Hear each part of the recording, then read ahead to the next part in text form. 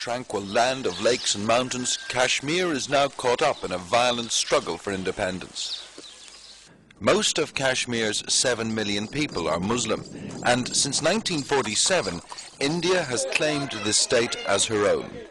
In the last 3 years, 3,000 people have died as the independence struggle has degenerated into violent social unrest. And now the Indian Army is here in force. 300,000 soldiers keep Kashmiris under strict military control. Any resistance is harshly dealt with, but still the Kashmiri youth continue to resist. Young nationalists attack an Indian military checkpoint and retreat into the night. The following morning, the army's response to the attack, a dawn raid followed by mass arrests of young men and the persecution of local people. Here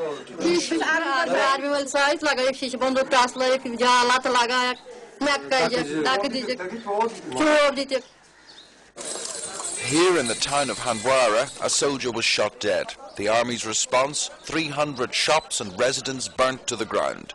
Such action is now almost normal, but more recent incidents have raised widespread concern about the Indian Army's continuing role in Kashmir. The army agreed that they did enter the village of Kunan Pushpura on the night of the 23rd of February. They say they questioned people and found some arms. But these people have given human rights investigators a more harrowing account of what took place.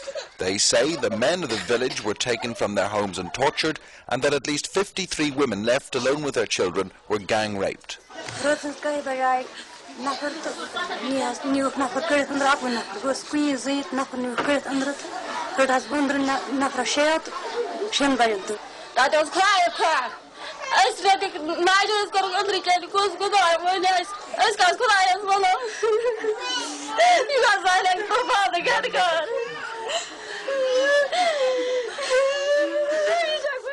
"53 women gave statements to human rights investigators. The youngest was 13, the oldest 80.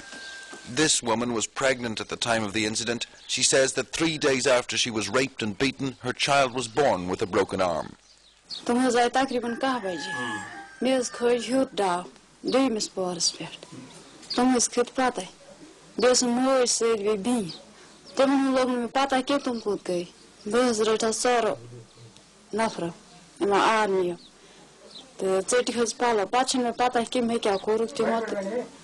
In this building, the men of the village say they were interrogated and tortured.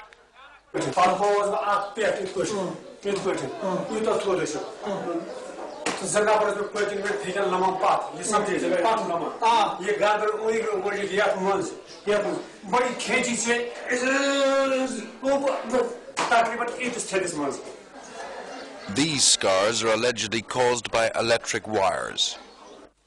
What happened that night has left many families in ruin. Husbands have left their wives, young unmarried girls have seen their prospects of marriage vanish as word of the incident spreads through the area.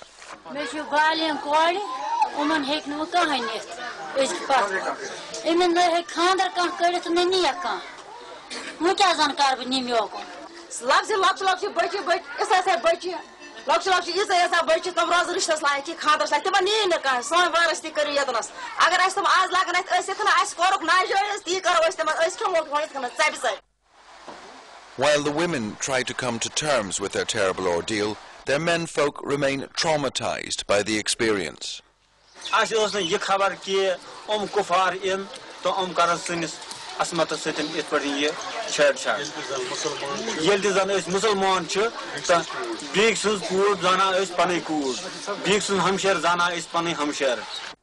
The nearby town of Kupwara.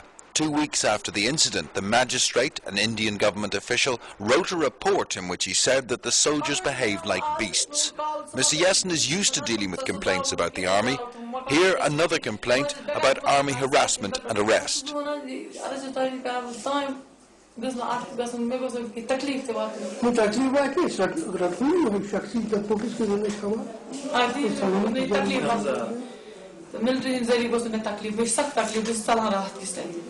I have submitted a report to the authorities to conduct inquiry and take action. It will be good in the larger interests of the country if they stop anything if committed illegally. Abdul Ghani is a former member of the Kashmiri state legislative, now disbanded. He believes India has lost Kashmir. By their acts and deeds, they are alienating the people of Kashmir day by day. They are actually alienating the hearts of the people. I would just pinpoint in one word that they are losing the soul of Kashmiri people day by day, and by this act, actually the whole Kashmir has been shaken, people of Kashmir.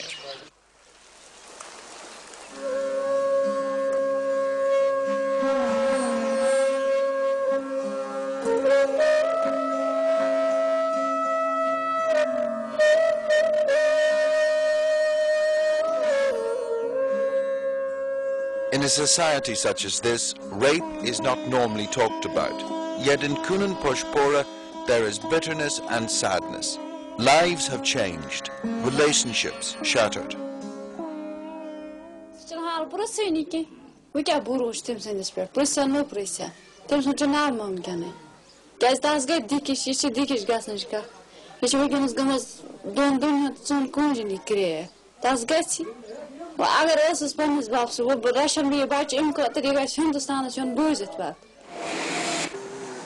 A massive military presence still binds Kashmir to India, but the strain is beginning to show.